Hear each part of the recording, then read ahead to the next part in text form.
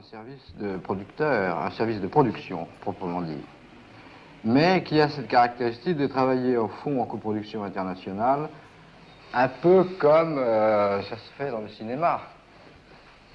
La méthode est d'ailleurs extrêmement simple, il consiste à chercher sur le marché européen et international en général, du reste, dans le monde entier, des cofinancements sur des grands projets de séries ou même de films qui sont ainsi produits en commun et donc distribués dans le monde entier ou en tout cas dans l'Europe avec beaucoup de régularité. Merci à tous les quatre peut-être de monter sur scène et de nous rejoindre. Pierre-Antoine Capton, Damien Bernet, Christian Bonbrun et Thierry Camas. Et on s'aperçoit en effet que l'histoire se répète quelque part. Vous nous direz, messieurs, si en effet vous avez cette impression-là ou pas. Et on va démarrer avec vous, justement, Pierre-Antoine Capton. Quand on est producteur aujourd'hui d'une très belle société qui s'appelle Media One, qu'on opère sur plusieurs secteurs, avec plusieurs chaînes et plusieurs plateformes aussi, en matière de clients, quand on opère sur plusieurs genres, on se dit quoi aujourd'hui? Que finalement, on est content dans cet univers qui est de plus en plus ouvert justement à la course au contenu, à la course au talent? En tant que créateur et producteur, c'est une période géniale à vivre. Parce que tout d'un coup, là où on avait, et je prends toujours cet exemple, un producteur de fiction il y a 4 ou 5 ans en France avait un ou deux clients, TF1 ou France 2, et pouvait vendre un ou deux unitaires en faisant sa marge. Tout d'un coup, on se retrouve avec des acteurs mondiaux qui, qualitativement, éditorialement, vous poussent à faire de mieux en mieux. Et ça, tout a changé. Donc, en tant que producteur de contenu, la période est exceptionnelle et il faut qu'elle continue. En tant que diffuseur, puisque nous avons au sein de Media One thématique, donc les chaînes du groupe AB historique, c'est une période qui va être de plus en plus compliquée. Aujourd'hui, on voit la façon dont, et on va en reparler longuement tous ensemble, sur la façon dont on peut consommer les contenus. Et c'est vrai que l'avenir des chaînes linéaires va devenir de plus en plus compliqué. Mais alors, en 1971, déjà, apparemment, l'enjeu, c'était de faire des programmes capables de s'exporter à partir de financements qu'on est allé chercher dans différents pays. Donc, Media One, vous avez entamé un développement international. Peut-être vous pourrez nous resituer un petit peu où vous en êtes aujourd'hui. Mais au-delà, vous avez davantage de clients, vous avez aussi davantage du coup de compétiteurs. C'est-à-dire qu'un producteur italien, allemand, anglais aujourd'hui est directement votre concurrent, en tout cas quand il s'agit de travailler avec Altis, ou avec Netflix, je veux dire, ou avec Amazon. Je crois que Damien Bernet est ravi de savoir qu'il travaille avec Pierre-Antoine Capton. Non, mais il y a une tendance qui est assez lourde aujourd'hui, c'est la puissance du local. On se rend compte que les audiences aujourd'hui sur les chaînes linéaires, donc TF1, France Télévisions, M6, sur les 100 meilleures audiences, je crois qu'il y en a une soixantaine de fictions, et dont les 3/4 sont de la fiction locale. Donc on se rend compte qu'aujourd'hui, l'arrivée des plateformes fait qu'on consomme beaucoup d'étrangers sur les plateformes, sur Netflix, Amazon, on pourra y revenir, et par ailleurs beaucoup de local sur les chaînes linéaires. Ce qui fait qu'aujourd'hui, pour nous, qualitativement, on est assez tranquille sur le marché local, c'est-à-dire qu'on a progressé, les chaînes sont de plus en plus ambitieuses, on fait de meilleures séries, et par ailleurs, on devient compétitif sur les plateformes, là où on n'existait pas du tout.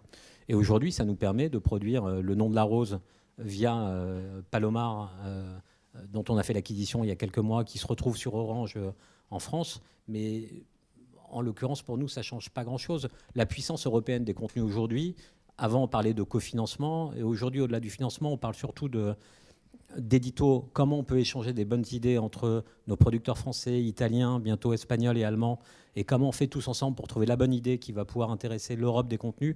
C'est ce à quoi on travaille aujourd'hui.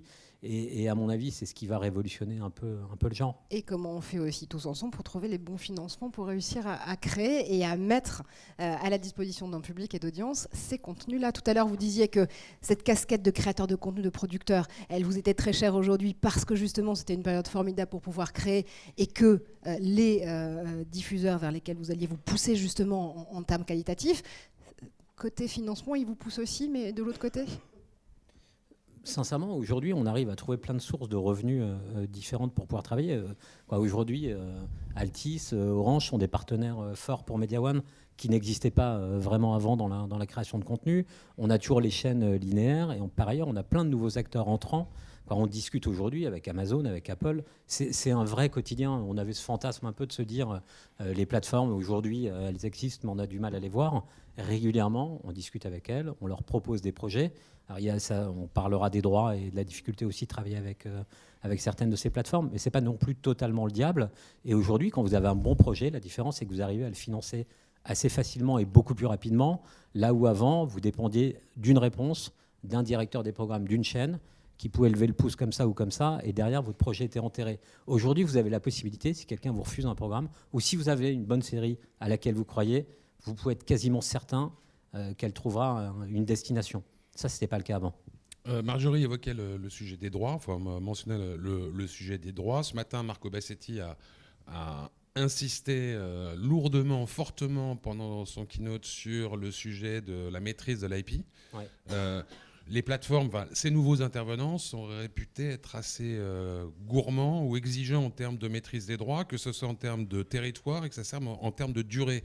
Est-ce qu'aujourd'hui, ça ne vous prive pas quand même de ce qu'était le relais traditionnel d'un producteur, qui était aussi de construire un catalogue et de valoriser dans la durée ?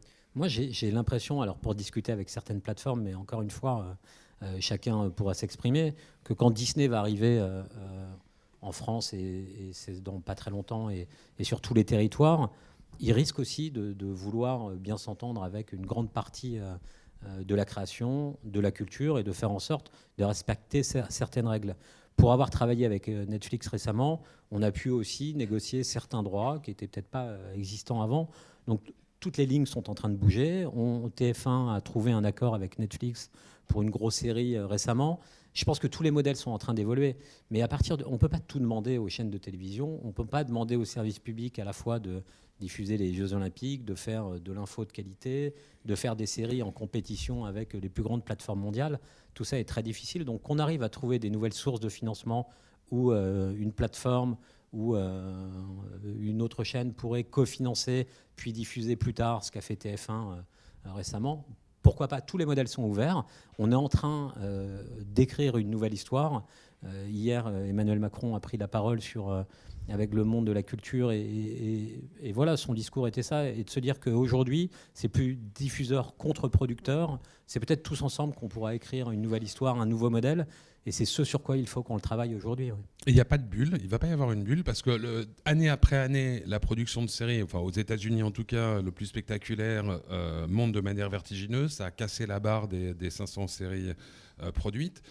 On voit bien qu'il y a beaucoup d'argent qui arrive, par de la dette éventuellement qu'ont fait Netflix, par des fonds propres. On commence aussi à en voir qui jettent l'éponge, comme Google, YouTube, qui a globalement mis le frein sur son projet de contenus originaux. Est-ce qu'il y aura suffisamment d'argent pour porter tout ça dans la durée ? Est-ce que ça va exploser ? Non, mais quand on voit les nouveaux usages aujourd'hui, vous regardez plus du tout les contenus de la même façon. Quand vous voyez le nombre d'heures qu'un adolescent, qu'un enfant ou même qu'un adulte passe sur son portable, c'est des heures qu'il passait à faire autre chose avant, à lire, à échanger, partager. Forcément, tout ça est en train de bouger. Mais ce qui est certain, c'est qu'ils ont besoin de bons contenus aujourd'hui pour vendre de l'abonnement, et que quand ces grandes plateformes vont arriver, et je parle de Disney notamment, je parle de Warner, forcément, ça va un peu se concentrer, mais ça sera beaucoup plus important que ce qu'on connaît aujourd'hui. Donc, il y aura toujours de la place pour les bons projets, pour la qualité. Peut-être que des séries qui sont moins bonnes, il y a eu des erreurs aussi de commandes qui ont été faites par des plateformes, par des chaînes de télévision. Qualitativement, ça va monter, ça sera vraiment par le haut. Il y aura un tri qui sera fait, qui est peut-être naturel aujourd'hui. Mais je pense que cet engouement pour ce que j'appelle une œuvre, une série, un film, un documentaire, va augmenter largement. Et même chose pour l'animation. On a la chance aujourd'hui de détenir une formidable société qui s'appelle Un, qui produira cet été le film Playmobil, et une série qui s'appelle Miraculous, qui cartonne dans le monde entier. On voit l'engouement aujourd'hui des plateformes pour les séries d'animation. Les enfants ont besoin d'en consommer de plus en plus, et c'est un genre qui va continuer de grandir. Et vous disiez tout à l'heure que vous avez deux pôles dans l'activité, un pôle de producteurs-distributeurs, mais aussi un pôle d'éditeurs. Est-ce que les marques chaînes, elles existeront encore demain ? Quand on voit la façon dans une Apple TV, ou voire dans l'appli MyCanal, dont les marques éditeurs sont à peu près gommées au profit de la seule marque programme, est-ce que ça conservera un sens demain d'éditer des chaînes et de travailler des marques chaînes versus des marques programmes? Pour moi, sur l'OTT, oui, il s'avère que j'ai l'Apple TV, je suis abonné à RMC Sport, je suis abonné à OCS et je les consomme en OTT. Non, mais par ailleurs, c'est peut-être quelque chose que j'aurais pas fait ailleurs. Aujourd'hui, il y aura toujours... Même après Manchester PSG? Non, mais c'est parce que je suis passé sur Molotov maintenant et que... Il y avait un week-end de première ligue incroyable. Hein. Ouais, ça c'est certain. La dernière journée. Et qu'aujourd'hui, moi je crois à l'ultra-thématisation. Et si vous avez aujourd'hui des niches qui peuvent s'intéresser à certains domaines, vous êtes capable aujourd'hui de leur vendre du contenu en presse écrite, parce que sur certains domaines, ça continue de très bien marcher. Je pense à la santé, je pense à des univers féminins, à la chasse et à la pêche. Et vous êtes capable aujourd'hui sur ces thématiques de conserver des abonnements. Il faut simplement que vous thématisiez de plus en plus et que vous adressiez à des cibles très précises. C'est ce qu'on va essayer de faire aujourd'hui dans notre offre de chaîne. Mais est-ce que finalement l'écrémage dont on parlait tout à l'heure, ou la bulle qui pourrait éclater, elle sera tout simplement pas régulée par, encore une fois, les publics auxquels on s'adresse? Si on crée tous des contenus, si on les distribue, si on les produit, si on les programme, c'est bien pour aller séduire des audiences à un moment donné. Et vu l'incroyable pléthorique offre qui va être proposée justement à ces audiences-là, on n'a que 24 heures dans notre journée et il va falloir qu'on réussisse à tous pouvoir aller convaincre ces audiences-là de nous donner au moins 52 minutes de leur temps pour pouvoir consommer du contenu. Est-ce qu'encore une fois, le ménage, il ne va pas être fait tout simplement par les audiences publiques, consommateurs eux-mêmes? Damien, peut-être? Non, moi, simplement, je ne crois pas du tout à la bulle, au contraire, comme Pierre-Antoine. On voit, moi, ça fait 3 ans simplement que je suis dans le groupe Altice. Alors, Altice, c'est SFR en tant que distributeur telco, et c'est les contenus Altice, BFM TV, RMC et RMC Découverte, RMC Story. Mais moi, depuis 3 ans que je suis là, je vois chaque année la consommation de data qui augmente de 50%. Et la consommation de data, c'est essentiellement pour aller chercher du contenu. Donc, ça explose, mais ça va continuer à exploser. Donc, c'est aussi le rationnel du rapprochement qu'on a fait il y a 3 ans avec Patrick Drahi et Alain Veil, c'est de rapprocher le telco et les contenus, parce que, et c'est pour répondre directement à votre question, c'est que le sujet, c'est d'avoir le one-stop shopping. Donc vous avez un consommateur à qui on vend un abonnement de fixe et de la fibre, on lui rajoute un abonnement, 2 abonnements, 3 abonnements mobiles pour la famille, et en même temps, aujourd'hui, on lui vend RMC Sport, mais le projet d'Altis, c'est le cas aujourd'hui, c'est que l'ensemble des contenus soient disponibles, puissent être vendus. C'est aussi OCS, c'est évidemment aussi Canal, c'est aussi Netflix. Et c'est pour répondre à votre question, nous, on est capable, en tant qu'opérateur télécom et comme Orange, d'ailleurs, de proposer l'ensemble de la palette au consommateur. Et lui, il a un seul interlocuteur, il a une seule facture qui peut être un peu compliquée, mais en tout cas, il a une seule facture pour l'ensemble de ses contenus. Et je pense que l'arrivée de Disney, qui va avoir sa plateforme à lui, l'arrivée de Nat Geo, pareil, ça va complexifier l'offre, mais en réalité, c'est, je pense, l'opérateur qui peut jouer ce rôle d'agrégateur. Ce qui veut dire qu'on ne change pas une recette qui gagne ou un modèle qui gagne, on maîtrise l'ensemble de la chaîne de valeur et on est gagnant sur ce marché-là? Là, Patrick Drahi ne fait pas de mystère que lui, il s'inspire des modèles américains. Alors, ça ne marche pas toujours. Le point commun avec Alain Veil, c'est qu'Alain Veil s'est aussi inspiré des concepts américains sur le plan de l'information et même sur le documentaire, puisqu'on s'est quand même largement inspiré de Discovery. Et Patrick, il regarde le modèle aux États-Unis, il voit qu'aux États-Unis, les câbles opérateurs, ils ont 25% de leurs charges qui sont de la rémunération de contenu. Donc, évidemment, en France, on n'aura peut-être pas à 25%, mais c'est pas le sujet. C'est que ça va probablement augmenter, et c'est une bonne chose, parce que ça va aussi augmenter le chiffre d'affaires de Orange et de SFR. Peut-être quand même une limite au parallèle, c'est que les chaînes NBC Universal sont toujours distribuées ailleurs que chez Comcast, que les chaînes Warner sont distribuées ailleurs que chez AT&T, et RMC Sport aujourd'hui, c'est distribué seulement par SFR en termes d'opérateurs.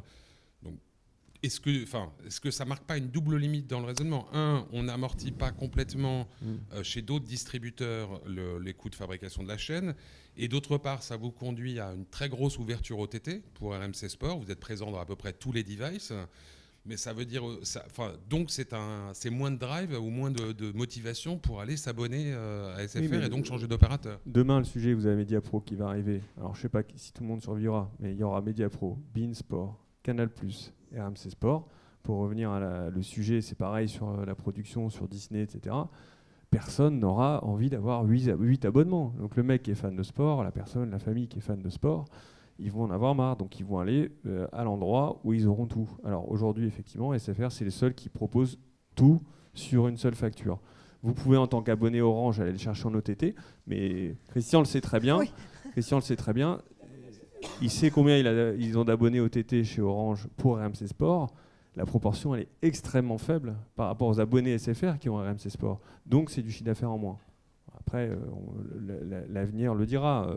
Il n'y a pas que la Ligue des Champions. Mais en tout cas, le rôle des SFR, c'est d'avoir toute la palette. Juste pour revenir un instant sur ces sujets, mais qui d'ailleurs permettront peut-être aussi à Thierry et à Pierre-Antoine de rebondir, juste sur la présence à l'esprit du consommateur quand on parle d'un programme et dans une situation d'hyperabondance de l'offre, d'une part, et d'autre part, demain, d'outils de choix des programmes qui risquent de resserrer encore avec les assistants vocaux, dans lesquels, si vous devez citer la série que vous allez avoir envie de voir le soir, il y en aura, ça sera une dans une liste de 5. Enfin, votre top of mind, ça sera 5, 10 si vous êtes vraiment...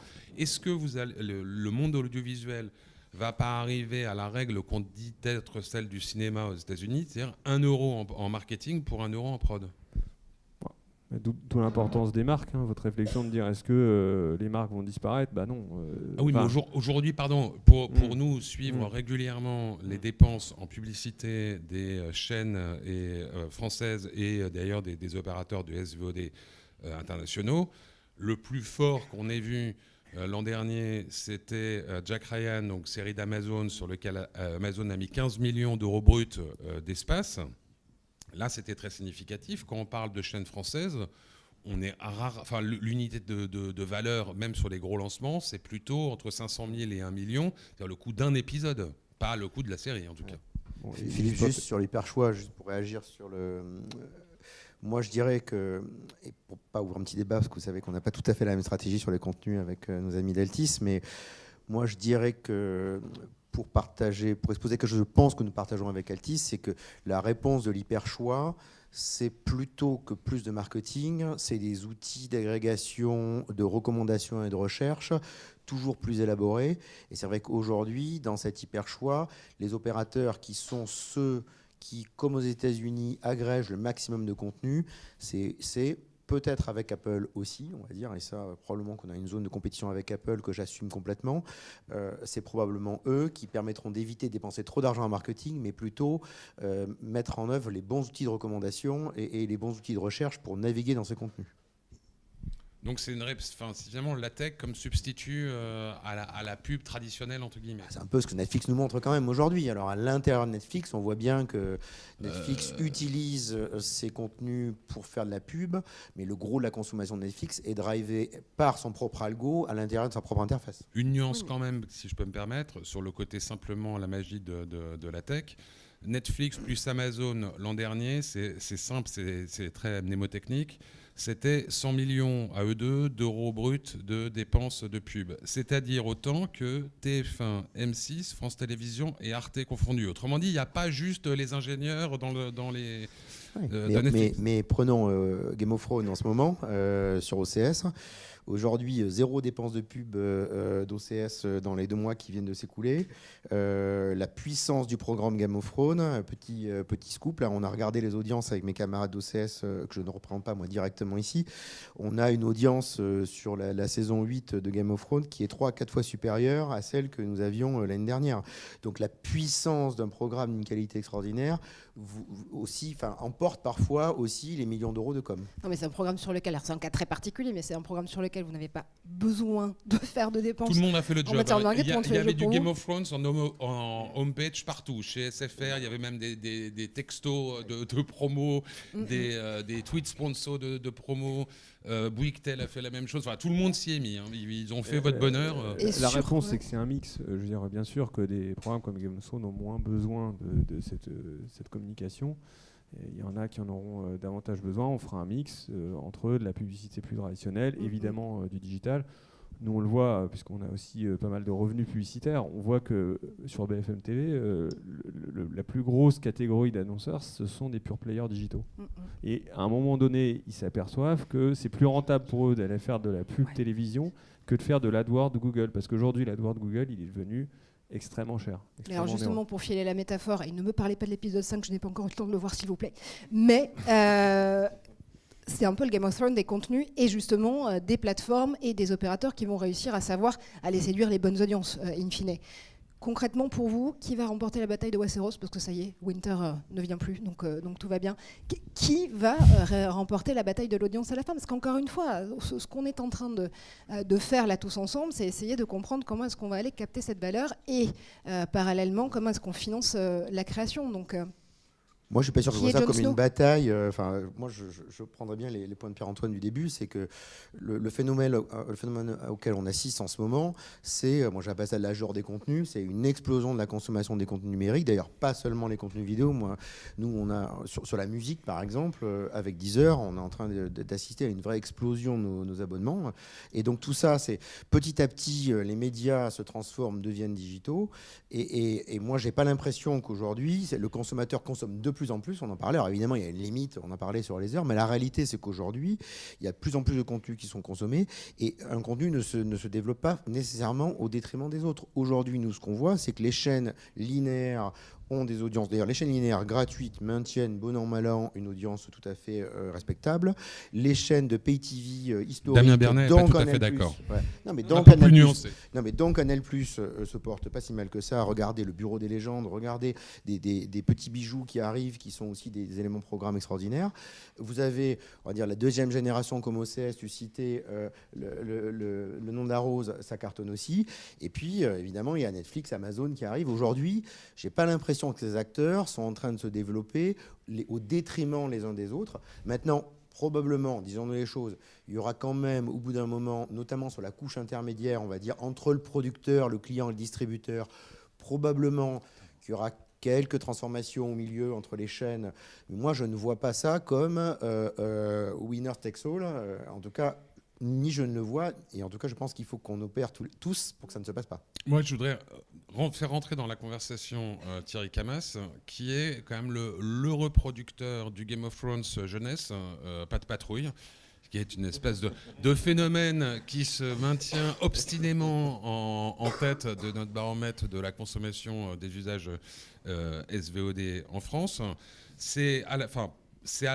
de patrouille, c'est à la fois une marque programme qui est devenue suffisamment forte pour qu'elle se décline dans des tas de produits dérivés, etc. C'est un combustible essentiel de Nickelodeon, enfin des chaînes Viacom. Et donc, encore une fois, dans cette logique de marque chaîne, marque programme, quel marketing, quoi en marketing, quoi en prod, etc. Comment chez Viacom vous voyez les choses? Je pense qu'il y a deux choses dans l'exemple de Pat Patrouille. C'est d'abord, il y a quelque chose qui met tout le monde d'accord, c'est que quand on a un hit et un contenu premium, a fortiori de classe mondiale, l'audience, elle vient, elle s'agrège, et quel que soit le niveau de fragmentation, quel que soit l'environnement d'hyperchoix, quel que soit l'environnement de profusion, les audiences savent identifier les hits. Et plus il y a de contenu, plus il y a une sorte d'upgrade du goût et de la capacité à évaluer quelle est la performance et quel est le niveau qualitatif d'un contenu. Et plus on consomme de contenu, plus on a tendance à identifier facilement les hits. Donc la première condition sine qua non, c'est avoir des hits. Bon. Et si possible, des hits qui sont capables de s'exporter et qui ont cet aspect classe mondiale que j'ai évoqué. La deuxième condition, c'est qu'il faut avoir un mode de distribution adéquat. Tout à l'heure, vous avez évoqué le mode de l'autodistribution, du direct to consumer.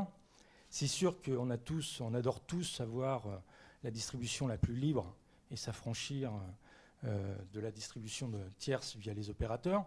Mais quand on se retrouve dans un océan de distribution qui est Google Play ou iTunes, se pose le problème d'émerger et se pose le problème de construire une relation de long terme avec le consommateur et créer un engagement suffisant pour faire vivre nos marques programmes et pour faire vivre nos marques chaînes. Nous, notre croyance chez Viacom, pas notre croyance, notre conviction, c'est qu'il n'y a rien de mieux que les opérateurs, avec leurs infrastructures et les réseaux managés, pour à la fois créer une relation de long terme avec les consommateurs et à la fois partager ce coût marketing infernal que vous évoquiez tout à l'heure du 1 euro.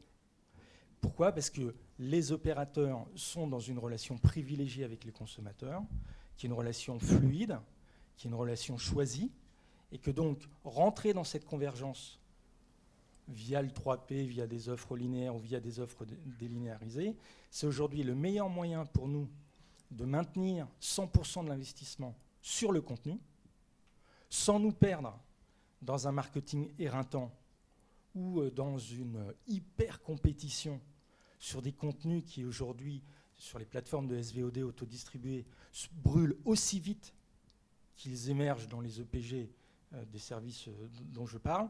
Donc la narration du marketing client-opérateur ou la construction, aussi via la data des opérateurs, d'une relation où il y a plus d'engagement est une sécurité face à l'investissement sur nos hits. Pourquoi ? Parce que la production de contenu est intensivement capitalistique. Vous savez, l'industrie des contenus, c'est là où on dépense le plus d'argent, mais format casino. Donc à un moment, dans la gestion de ce double risque, c'est important de pouvoir s'adosser au mode de distribution qui est le moins risqué. Est-ce que c'est, je reformule correctement, si je dis, pour prendre une autre de vos marques qui est Comédie Centrale, que ce que vous livrez à un distributeur, ça change un peu parce que vous mettez à la fois du linéaire, du replay, puis éventuellement un corner de SVOD, tout ça sous la même marque. Mais qu'en revanche, vous, à la différence de Disney ou Time Warner, chez Viacom, il n'y a pas de réflexion généralisée et massive sur du lancement de services D2C. Ce que vous dites, ça marche. Quand on fait de l'intégration SVOD, replay linéaire, on a fait ça avec Orange sur Pickle TV. Les services Viacom sont dans le top 3 des services les plus utilisés de cette offre milléniale. Donc il n'y a pas de miracle.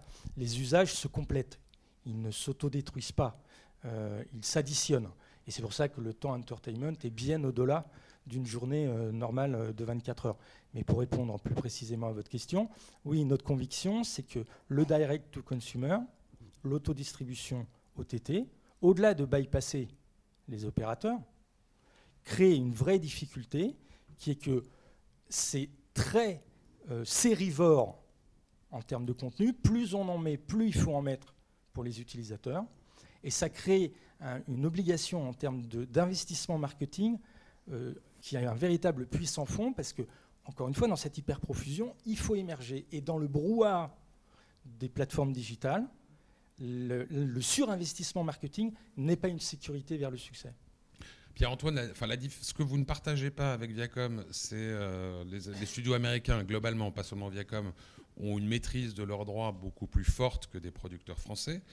Mais au-delà de cette différence, sur cette réflexion, aller en D2C, considérer que les distributeurs restent des passages obligés, etc. Et évolution aussi peut-être d'ailleurs de ce que vous leur délivrez comme service, du linéaire et autre chose. Vous en êtes où chez Media One ? C'est très large. Nous, on a besoin d'avoir avec nous et face à nous des chaînes de télévision qui vont bien, des opérateurs telco qui vont bien, et on a besoin de travailler pour eux et de leur créer des succès. Je prenais l'exemple de Ladybug, qui est vraiment un phénomène mondial dans l'animation aujourd'hui pour les plus jeunes. On le trouve sur Disney aux États-Unis, sur Netflix, sur TF1. Il va y avoir une petite bataille là pour avoir les droits mondiaux. Par ailleurs, ça va devenir un film l'année prochaine aux États-Unis. Donc je pense que quand on fait du bon contenu, on peut être diffusé à peu près partout. Là où je ne partage pas totalement le point de vue de Thierry, c'est que je pense que quand on a un bon contenu, il n'y a pas tout le temps besoin, et heureusement, de faire du marketing autour. Alors on en a parlé pour Game of Thrones, où il n'y a plus besoin de communication aujourd'hui, elle se fait toute seule, mais je prends l'exemple de La Casa del Papel, qui était quand même au fin fond du catalogue de Netflix, et simplement par les consommateurs et un peu les réseaux sociaux, elle a réussi à remonter, est devenue un hit mondial aujourd'hui, alors qu'une série espagnole policière avait quand même peu de chances d'être un hit mondial, et que ce qui change aussi, cette profusion de contenu fait que le consommateur est capable tout seul de se faire son avis et d'aller faire d'une série. C'est pas parce que Netflix va dire cette série française est géniale et il faut que vous la regardiez que le public va la regarder et l'apprécier. Par contre, le public tout seul peut aller trouver. En l'occurrence, Casa de Papel, en plus, ils l'ont pas poussé au départ. Non, je sais. Il y a pas. Là encore, on l'a suivi. Je crois qu'ils ont commencé à mettre de la pub dessus en janvier ou février, alors qu'elle était en ligne depuis début décembre. Donc finalement, ils sont venus au soutien de la victoire. Mais comment vous expliquez, vous en tant que producteur, Parce que le public vous avez un œil sur le programme, le succès de Casa de Papel, ça s'explique comment? Non, je pense que le public, alors de la Casa del Papel ou d'autres séries, le public est plus mature qu'avant. Il est plus éduqué aussi à la série télévisée. On en parle. Les séries télé, on n'en parlait pas beaucoup dans les journaux. Je vois que Le Parisien fait de plus en plus de pages sur les séries et parle de moins en moins de flux ou de divertissement. C'est un genre nouveau qui s'est imposé, beaucoup plus puissant. Pourquoi? Parce que le secteur s'est professionnalisé aussi. Parler du Bureau des légendes et la façon dont c'était produit avec un pool d'auteurs, tout ça est devenu plus structuré, plus organisé, et le public en face, il est un peu plus aguerri aussi à la qualité, et il sait repérer tout seul si une série est bonne ou pas bonne. On ne peut pas forcer. On a la chance de produire chez Media One une série. Alors pour TF1, on fait Les Bracelets Rouges, mais on fait aussi une série historique qui s'appelle Section de Recherche, qui est à sa 15e ou 16e saison, qui n'est pas à la mode. Mais en 4 ans et plus, c'est la série qui fait aujourd'hui le plus de téléspectateurs. Et ce qui veut dire qu'on n'a pas besoin aujourd'hui de marketing à tout prix ou d'être à la mode à tout prix pour rencontrer un public. Et moi, je pense qu'aujourd'hui, l'offre est tellement importante que le téléspectateur ou le spectateur a besoin de se forger sa propre opinion et de trouver tout seul ce qui va marcher et ce qui va lui plaire. Mais il y a aussi quelque chose d'assez formidable dans la partie fiction et série, c'est qu'on maîtrise sa propre chronologie des médias, ce qu'on ne peut pas faire sur d'autres types de produits en film, par exemple, que ce soit pour vous, producteurs de contenu, encore une fois, ou pour vous, diffuseurs, messieurs. Donc est-ce que c'est forcément la recette magique? Et c'est vrai aussi dans le flux, d'où vous venez à travers Troisième œil historiquement, et même si aujourd'hui ça va beaucoup plus loin, vous parlez avec Netflix, Amazon sur de la production aussi de programmes de flux? Alors pour moi, le flux, c'est un truc, ça reste hyper important. C'est la différenciation aujourd'hui entre les chaînes de télévision et les plateformes. Le succès de France Inter en radio, il s'explique parce que ils ont réussi, Frédéric Schlesinger à l'origine, Emmanuel Perrault et toutes les équipes qui sont mises en place, à raconter la société à travers des voix qui se passent et qui racontent des histoires toute la journée. Le service public arrive aussi en télévision à faire ça très bien, en passant d'émission en émission, en tout cas c'était le cas jusqu'à maintenant, et c'est le succès de France 5, et à garder un public grâce à ça. Alors peut-être que c'est un public un peu plus âgé, mais en tout cas ça marche très bien, il n'y a que le flux qui arrive à raconter ça et à faire ça. Aujourd'hui, est-ce qu'une émission comme C'est à vous trouverait sa place sur une plateforme? La réponse est non. Est-ce que demain, un The Voice ou est-ce qu'un grand show ultra produit autour de la cuisine, et d'ailleurs je crois que ça fait partie des projets de Netflix, pourrait voir le jour? La réponse est oui. Il y a quand même un format qui arrive très fort sur les plateformes, c'est les documentaires, qui permettent de raconter des histoires différemment et qui connaissent un grand succès. Peut-être que sur le flux, dans un genre un peu différent, pourra trouver sa place sur les plateformes prochainement. Et c'est typiquement un genre dont s'est emparé Altice, pour le coup, que ce soit sur RMC Story ou RMC Découverte. C'est une méthodologie aussi, ou une profession que vous avez appris en tant que groupe, qu'il a fallu former justement à ce type d'achat et de coproduction. Aujourd'hui, comment est-ce que vous investissez le genre? On travaille effectivement en relation étroite avec Pierre-Antoine depuis le début, avec Troisième œil au départ. Donc, en effet, nous, la stratégie média du groupe, c'est toujours été, on va sur un genre sur lequel on sait qu'on va être leader. Donc, on a commencé par le talk, en fait, avec RMC et la radio. Et donc, Pierre-Antoine en parlait sur le talk. Finalement, l'essor des plateformes ne nous inquiète pas plus que ça, parce que le talk, de quelque manière qu'il soit consommé, quand vous avez une marque forte, vous en sortez. L'info, un peu la même chose. On dit que les chaînes linéaires vont continuer à baisser, j'en suis assez convaincu aussi. Ce qui est certain, c'est que nous, l'information, elle sera toujours consommée, quel que soit le device. Donc, sur le documentaire, nous, le pari, c'était d'être leader. Bon, aujourd'hui, RMC Découverte, on est leader sur le documentaire en termes de consommation et d'usage, c'est certain, les plus fortes audiences. Alors vous allez me dire, on est le seul sur la TNT, mais on est aussi le premier en termes de financement. Le CNC reconnaît dans son rapport, je ne sais plus si c'est 17 ou 18, en tout cas les 2 années, on est numéro 1 en termes d'argent envoyé dans l'industrie et le secteur du documentaire en France déjà. On a mis 25 millions d'euros en 2018, c'est plus que C8, c'est-à-dire que la chaîne de la TNT qui a mis le plus d'argent, je parle au-delà du documentaire, dans la production originale en TNT, c'est RMC Découverte, c'est 10 fois plus qu'une chaîne comme Sister, donc on y est à fond. Nous, on se sent on se sent beaucoup plutôt diffuseur et en charge de la sélection, de la programmation, mais on se sent aussi beaucoup associé aux producteurs. On a un métier aujourd'hui chez RMC Découverte qui se rapproche de la production, c'est-à-dire qu'on est vraiment en partenariat complet. on travaille de A à Z. Lorsqu'il faut choisir des formats à l'étranger, les adapter en France, créer de nouveaux formats.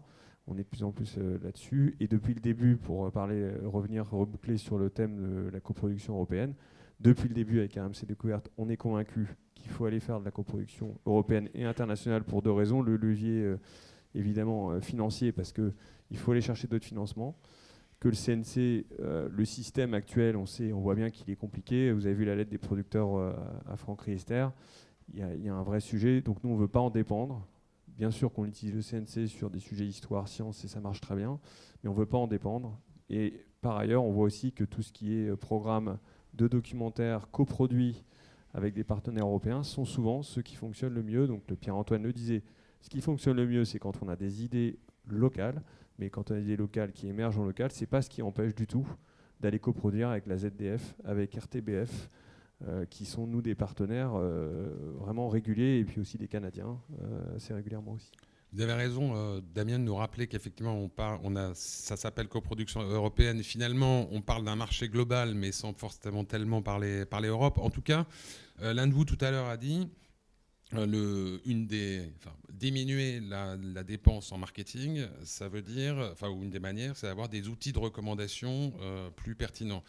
L'outil de recommandation, il se nourrit de data, de métadata de description du programme et de data comportementale de l'autre.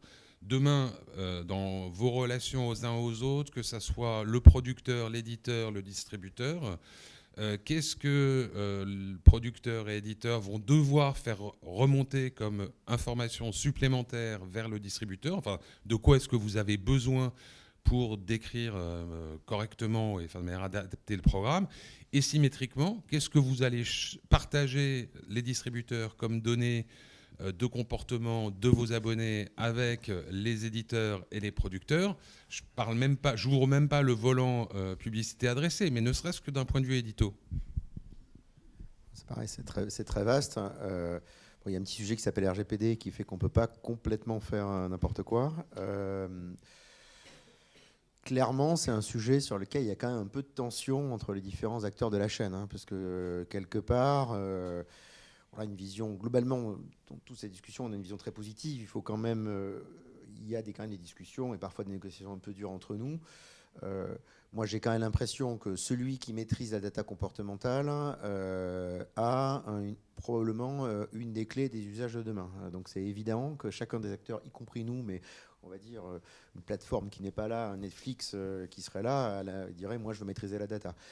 Après, moi, pour plaider un peu pour ma paroisse, probablement celle de mon camarade, c'est vrai que tant qu'on est dans un modèle, on va dire, principalement managé, et c'est quand même le cas français, renonce-y, le sujet du direct to consumer, il est extrêmement massif aux États-Unis. Bon, les acteurs du direct to consumer américains, ils sont quand même en train, je rappelle, nous, on a signé avec Netflix il y a 4 ans, et nous avons des discussions évidemment avec tous les autres actuels et futurs, et c'est pas des discussions où nous, on essaie de les convaincre de venir sur la plateforme, c'est plutôt eux qui essaient de nous convaincre de les prendre sur notre plateforme. Tant qu'on est dans ce modèle-là, on a une des clés qui sont les décodeurs, nos réseaux, et c'est vrai que les opérateurs aujourd'hui ont un contrôle assez extensif de la donnée, et ça répond aussi à ton point sur l'international, c'est que certes les plateformes sont globales, mais tant que la distribution elle est locale, le distributeur local aura, je pense, un pilotage du volant du camion assez majeur. Thierry a déjà le micro. Non, oui, parce que le marketing dont on parlait tout à l'heure, c'est sûr que c'est aussi le marketing de la data. Et de ce point de vue-là, partager ou pouvoir agréger de la data éditeur avec de la data distributeur, c'est aussi quelque chose qui arrivera dans le futur. C'est quelque chose qu'on fait déjà. Quand on anime en CRM, que ce soit en conquête ou en fidélisation des abonnés opérateurs, quand on crée de la relation via du push mail ou vous ne les connaissez pas, les abonnés opérateurs? Non, mais on n'a pas besoin de les connaître. On n'a pas besoin de les connaître. Du moment qu'on sait qu'ils sont fans de nos marques, je dirais, nous, le contrat est rempli. Et il est rempli 2 fois. Il est rempli une première fois en termes d'adhésion de l'abonné à nos marques à nous et en termes de fidélité de l'abonné à la plateforme opérateur. Donc c'est gagnant-gagnant des 2 côtés. Donc en CRM, on le fait déjà. Autant en conquête, si tu n'aimes pas de patrouille, va chez tel opérateur. Si tu regardes Pas de Patrouille, sache qu'il y a tel événement qui arrive demain autour de Pas de Patrouille. Ça c'est un parcours de data. Ça construit de l'actif de data avec l'opérateur, et c'est une data qui peut parfaitement être partagée de façon anonymisée, de la même manière qu'elle le sera en publicité adressée demain. Elle peut, mais elle ne l'est pas aujourd'hui. Aujourd'hui, vous animez d'un côté votre base de fans, et de l'autre côté, l'opérateur fait son boulot, non ? Elle l'est aujourd'hui, enfin, dans le sens où nous, lorsqu'on fait du CRM avec des opérateurs, on récupère de la donnée abonnée. Mais ce n'est pas une donnée abonnée, je dirais, mercantile, au sens où on va pouvoir la céder à un autre opérateur, puisque ce sont des gens qui sont fans de nos marques médias ou de nos marques programmes. À partir du moment où ils sont dans cette relation, ils deviennent captifs de nous-mêmes de fait. Damien ? Et après, on fera réagir aussi Pierre-Antoine. Non, pas beaucoup plus à rajouter par rapport à ce qu'a dit Christian. Hein. Évidemment, la data, elle est utilisée par les opérateurs. L'objectif pour les opérateurs, c'est de faire plus de chiffre d'affaires, comme toujours. Et le plus de chiffre d'affaires, c'est à faire plus consommer de contenu. C'est au bénéfice de l'opérateur et du fournisseur de contenu. À la fin, c'est un sujet de répartition de valeur entre les deux, en effet. Hein. Alors, nous, les datas, on n'en a aucune. C'est assez simple, personne ne nous remonte rien. Non, mais très clairement, on a les audiences télé qui nous permettent de savoir. Seule data ou les seules informations qu'on peut avoir, c'est le public qui nous dit j'aime 10%. Voilà. Mais ce qui est bien pour nous, et je vais vous dire heureusement qu'on ne nous donne pas trop d'infos, ça nous permet créativement de faire à peu près ce qu'on a envie de faire. Et de se dire que 10% est une série donc, qui est chez Media One aujourd'hui, qui est produite par Dominique Besnéard et Harold Valentin, a quand même un truc formidable, c'est que Canal l'a refusé pendant pas mal d'années. Puis ça a mis du temps, c'est arrivé sur France Télévisions, qui l'a par ailleurs ensuite vendu à Netflix. Et, tout le monde connaît l'histoire, mais cette série, elle n'avait rien pour exister et marcher aussi bien qu'elle l'est aujourd'hui. Et on parlait de coproduction européenne, elle va exister dans plein de pays dans le monde prochainement sous forme de remake. Et ça, c'est quand même chouette. Et je peux vous dire qu'aucune data ou aucune information vous aurait donné cette série comme grande gagnante. Donc, on a encore cette chance aujourd'hui de pouvoir travailler un peu au feeling et se dire que l'air du temps ou aussi le professionnalisme des équipes créatives nous permettent de faire ça. Mais et de vous vers les chaînes ou vers les distributeurs, est-ce qu'il y a davantage est-ce qu'il y a une évolution de la demande, par exemple, de matériel promotionnel, alors pas justement simplement la classique bande-annonce, mais du matériel vidéo un peu plus travaillé, du making-of, du je sais pas quoi. Et est-ce que même d'un point de vue purement technique, en termes de metadata, donc ce qui va ensuite pouvoir nourrir les EPG, etc., est-ce qu'il y a plus de demandes ou ça, sur cet aspect tech, c'est pareil ?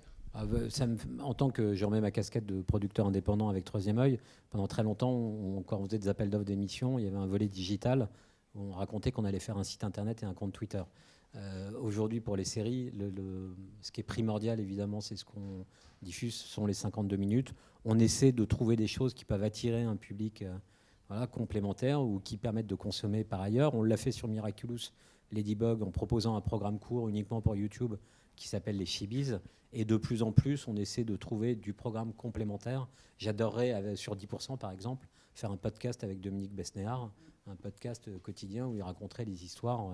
Alors, tout ça, c'est sur le papier. Qu'est-ce qu'on peut décliner ? Qu'est-ce qu'on peut faire de plus sur des marques aussi fortes ? Ça fait partie des réflexions qu'on a stratégiquement aujourd'hui. Mais je vous avoue qu'on ne bosse pas plus qu'avant. Aujourd'hui, nous, on est vraiment concentrés sur le cœur de cible du contenu premium parce qu'elle permet aux opérateurs, aux chaînes de télévision et aux plateformes de faire leur travail et de mieux vendre leur abonnement.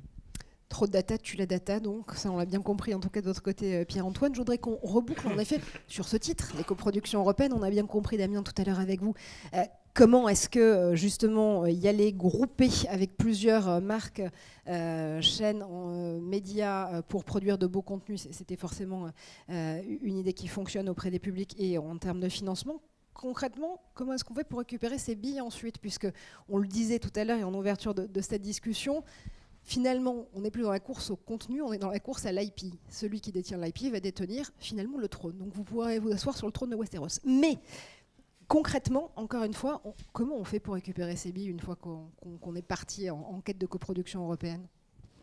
Oui, il y a le sujet de partage de valeur. Donc, nous, le sujet de la coproduction européenne, au départ, c'est ce qui permet de générer des idées et de les concrétiser. Donc, d'abord, c'est ça. Le sujet, nous, on doit d'abord alimenter des chaînes et des plateformes de services associés, de replay, etc. Donc, on doit d'abord faire naître des programmes. Donc, pour ça, il faut que ce soit financé. On fait ça en lien avec les producteurs. Et s'il n'y a pas de partenaire européen sur certaines productions, je parlais des Derniers Secrets d'Égypte, qui est une formidable série de 8 épisodes sur les derniers mystères des pharaons, sans coproduction européenne, ça ne voit pas le jour. Donc, le premier bénéfice, c'est ça. C'est quand même comment on récupère nos billes, c'est qu'on alimente avec du contenu de qualité nos chaînes, nos services associés. Bon, ça, c'est la première chose.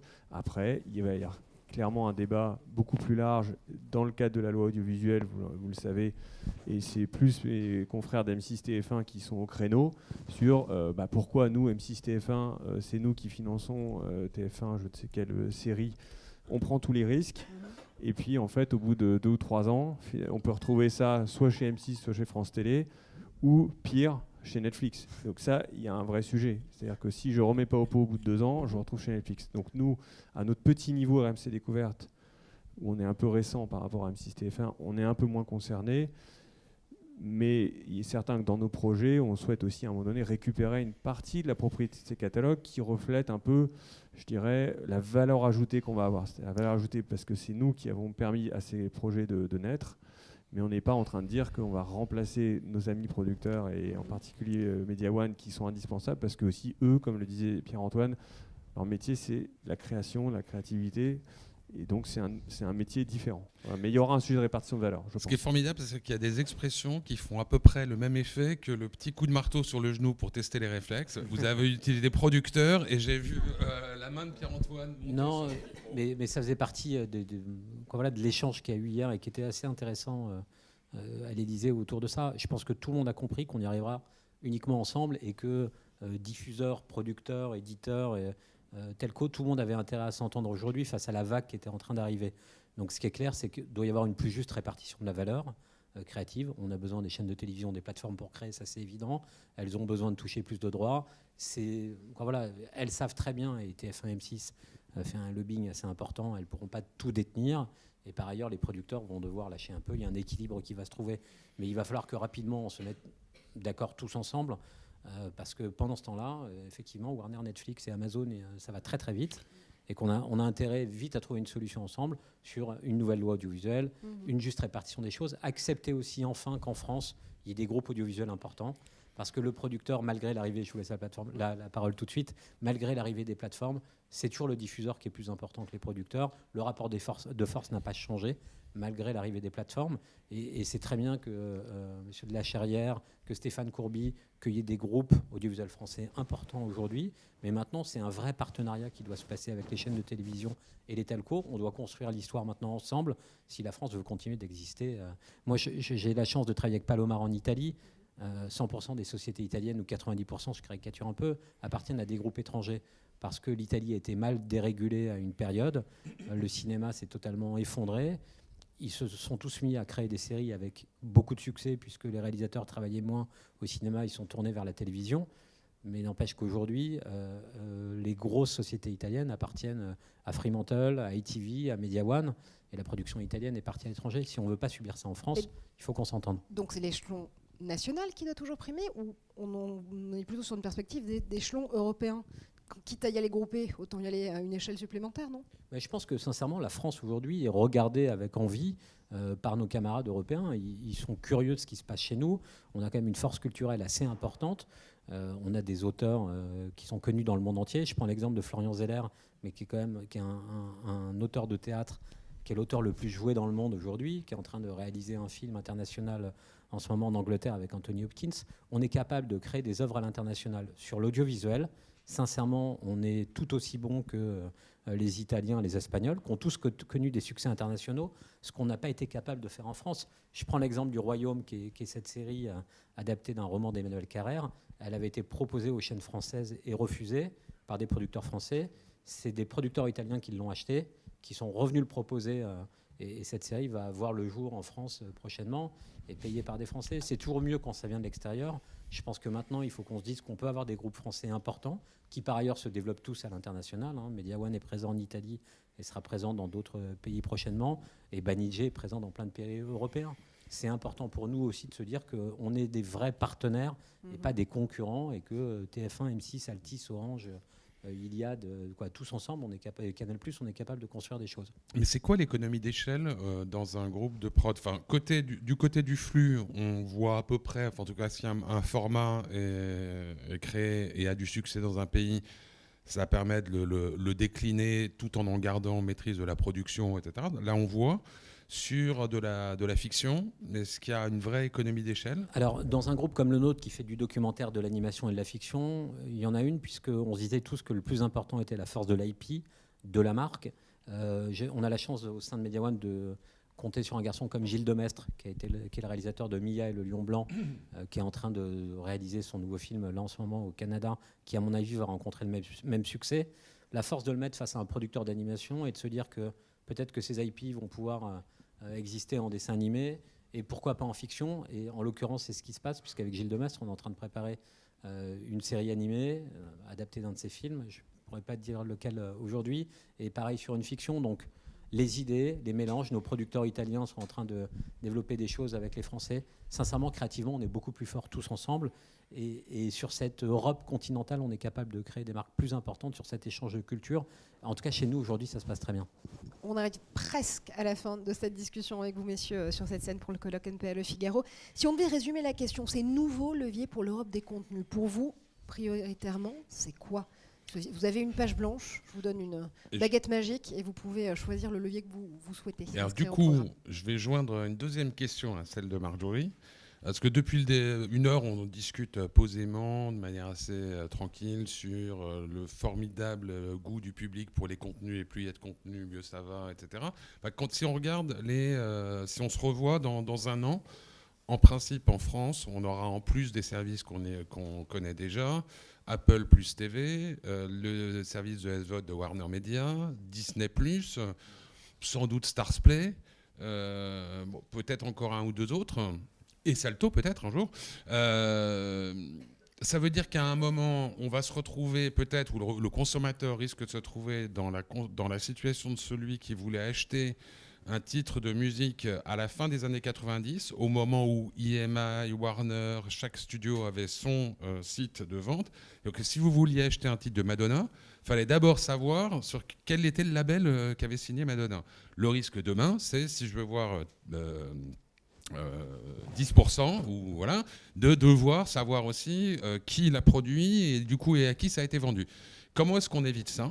D'une part, sachant qu'aux États-Unis, où on est déjà à plus de 300 services OTT, les analystes commencent à parler de subscription fatigue. Enfin, autrement dit, maintenant, ras-le-bol d'empiler des abonnements à la fois d'un point de vue économique, mais même aussi ras-le-bol de devoir à chaque fois remplir des formulaires et autres. Comment est-ce qu'on sort de ça ou comment est-ce qu'on évite ça ? Moi, je pense que c'est à la fois un risque et une opportunité. Le risque, c'est qu'effectivement, le consommateur se détourne de tous ces multiples offres.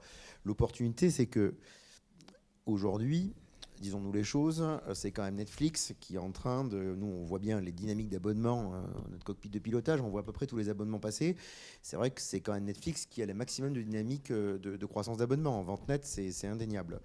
La multiplication de ces acteurs, pour moi, crée un nouveau besoin. C'est moi ce que j'appelle la réintermédiation, qui est de dire, effectivement, tel que tu l'as dit, on ne va pas payer 15 abonnements différents, mais peut-être qu'on va payer un abonnement d'abonnement, et finalement, ça ressemble à nos bouquets télé de l'ancien temps.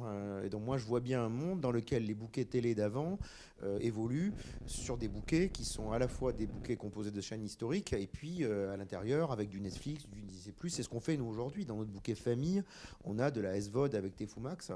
Et donc, moi, je pense que pour nous tous, et particulièrement peut-être pour les distributeurs, on a une fenêtre, une opportunité qui est, justement, on sera l'agrégateur de tous ces services de SVOD et des chaînes historiques. Moi, je ne pense pas que, comme Pierre-Antoine, que la plupart de ces chaînes vont disparaître. Peut-être quelques-unes, mais le monde de demain sera composé d'un ensemble de services de SVOD, d'un ensemble de chaînes, et de mon point de vue, d'un certain nombre de packages qui sera agrégé par des distributeurs. Donc finalement, on va réinventer les bouquets thématiques qui sont nés au début des années 90, sauf qu'au lieu d'être du linéaire, ça sera plutôt du à la demande, et que ça demandera quand même, c'est pas une obsession, mais un peu d'effort pour créer des métamoteurs, métamoteurs de recherche, métamoteurs de recommandation, et permettre à chacun d'avoir un parcours fluide. Ce sera des bouquets hybridés, dans lesquels il y aura à la fois du linéaire, du à la demande, et dans lesquels, comme le disait Christian, il y aura ce rôle de réintermédiation ou de super-agrégation qui sera joué par les opérateurs pour permettre aux consommateurs de pouvoir naviguer à l'intérieur de ces offres enrichies sans avoir à se fatiguer, comme tu le disais, à identifier à quel moment et dans quelle offre de SVOD se trouve le contenu le plus pertinent. Mais pardon de faire un peu de pub, mais créer aujourd'hui sur un décodeur Orange, vous le sortez de veille, le moteur de recherche aujourd'hui va naviguer sur les métadonnées de l'ensemble des services que nous distribuons. Le moteur de recommandation va sur quasi tous les services que nous distribuons. Donc c'est pas demain, c'est l'expérience que nous offrons aujourd'hui. Marjorie est un peu fatiguée parce que généralement elle accompagne ça par la minute téléshopping, une formule de la minute là, téléshopping. Mais j'ai rien à promouvoir, j'ai pas de livre, j'ai pas de Damien, diffusion. et peut-être Pierre-Antoine après pour conclure. Là, on a beaucoup parlé un peu technique, moyens de diffusion, etc. Mais je pense qu'il faut revenir et remettre le débat aussi au centre, c'est le contenu. La qualité du contenu, donc content is king, on connaît toute cette phrase. Moi, je fais le parallèle avec l'information, qui est un métier que je connais bien. On a pu penser il y a 5 ans, il y a 10 ans que c'était fini l'information parce qu'elle est disponible gratuitement partout sur le digital. Au final, on s'aperçoit que l'information de qualité, elle peut devenir payante. Alors, on a le succès évidemment du New York Times, c'est pas le seul. The Economist, en France, on voit bien que Le Monde commence à trouver son chemin, les Échos la trouvent. Il y a l'équipe aussi. Donc ça, je parle de l'information. Je pense que sur le contenu, il ne faut pas non plus trop se focaliser sur, quand nous, je parle en tant que producteur de contenu, sur comment on va être diffusé demain, dans 5 ans, dans 10 ans. Le contenu de qualité, il trouvera sa voie, il trouvera ses débouchés, et il sera rémunéré une partie de l'abonnement, une partie de la publicité. Mais évidemment, les modèles évoluent, et ça, c'est le métier, nos métiers d'éditeurs, de diffuseurs, de savoir s'adapter à tous ces mouvements et ces lames de fond. Il y en a qui vont disparaître aussi, c'est certain. Et il y aura sûrement avec la poursuite de la croissance des gros acteurs internationaux, probablement des disparitions d'acteurs, c'est certain, mais tout le monde ne disparaîtra pas. Un dernier mot ? Non, il y a une chose dont on n'a pas parlé qui est pour nous primordiale. Je sais que vous recevez Didier Quillot après, je pense que c'est pareil pour le foot. Le même problème qu'Altis a dû connaître, c'est le piratage, qui est quand même aujourd'hui une perte de valeur pour l'ensemble de la création, de la distribution de tous les opérateurs. On se fait quand même piller assez facilement aujourd'hui. C'est facile de voir n'importe quel match aujourd'hui sur Internet ou n'importe quelle série sans la rémunérer. Et pour nous, c'est quelque chose de très compliqué sur lequel la réglementation doit aujourd'hui être un peu plus forte pour empêcher. C'est quand même incroyable que des opérateurs ou des sites Internet si faciles d'accès puissent diffuser des matchs qu'Altis paye très cher ou des séries sur lesquelles on investit beaucoup. Alors, s'agissant au moins de la monétisation par la pub, Pierre Moscovici ce matin faisait évoquait un accord qui a été passé au niveau européen et qui intègre les acteurs de la publicité sur un code de bonne conduite et le fait de ne plus annoncer sur des sites pirates. Je ne sais pas si c'est effectif, je ne sais pas si c'est efficace. C'est sûrement pas suffisant parce qu'il y a aussi tout l'aspect perte d'abonnement payant, mais enfin, c'est au moins un élément de réponse. Ouais. Non, mais on a certains de nos contenus, Mia et le Lion Blanc par exemple, qui démarrent là en SVOD, qui sont 100% accessibles aujourd'hui sur YouTube. Les matchs de foot, vous pouvez les avoir assez facilement. C'est quand même quelque chose, c'est du vol, c'est de l'escroquerie, et on laisse ça de manière assez logique et sans vraiment s'en occuper. Je sais que ça fait partie des sujets sur lesquels le CSA doit s'atteler prochainement. Envoyer un email à la Dopi, je crois que c'est pouvoir Le renforcer. CSA, malheureusement, ils n'ont pas le pouvoir. Ils vont essayer, en tout cas, sur certains aspects. Mais bon, je pense qu'on pourrait normalement être dans la loi. On pourrait refaire 1 heure sur la réglementation. Souvent, ça ennuie tout le monde. Et on ne peut pas. C'est ça qui est fou. C'est-à-dire que le temps passe très très vite autour de cette scène du colloque NPL Figaro. Merci en tout cas, messieurs, pour ces discussions et pour ces perspectives sur cette Europe des contenus, évidemment.